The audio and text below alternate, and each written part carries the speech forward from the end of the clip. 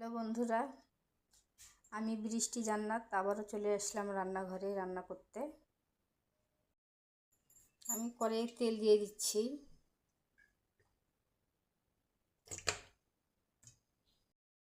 দিয়ে দিচ্ছি পেঁয়াজ। আজকে আমি লাউ রান্না করব, লাউ দিয়ে ডিম।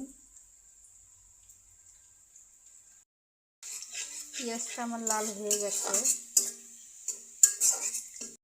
দিয়ে দিব মশলা, আদা রসুন জিরা গুঁড়া, স্বাদ মতো লবণ, দিয়ে দিব মরিচের গুঁড়া, দিয়ে এটাকে নেড়ে দিব। মশলাটা কষানো হয়ে গেছে, এখন ছেড়ে দেবো এটাতে লাউ।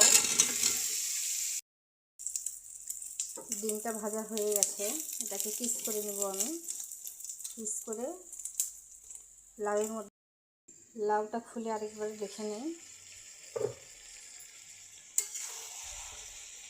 একটু লেগে দিচ্ছি, না হলে নিচে লেগে যাবে, তাই লাউটা আমার গলে গেছে। লাউ গলে গিয়েছে, এখন একটু আমি সব কিছু ছেড়ে দিব।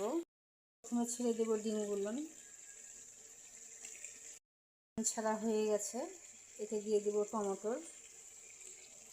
সুন্দর করে টমেটোরগুলো বসিয়ে দিব। দিয়ে দিব ধনিয়া পাতা, জিরা ভেজে গুঁড়ো করে নিয়েছি, এটা এখন দিয়ে দেবো উপর দিয়ে।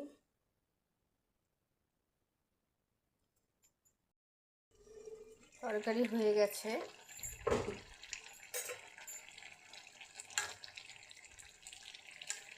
তরকারিটা হয়ে গেছে, এখন নামিয়ে নেব।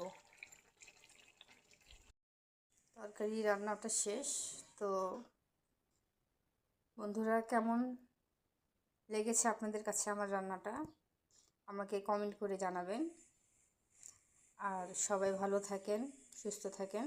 সবাইকে ধন্যবাদ আমার ভিডিওটি দেখার জন্য। আসসালামু আলাইকুম।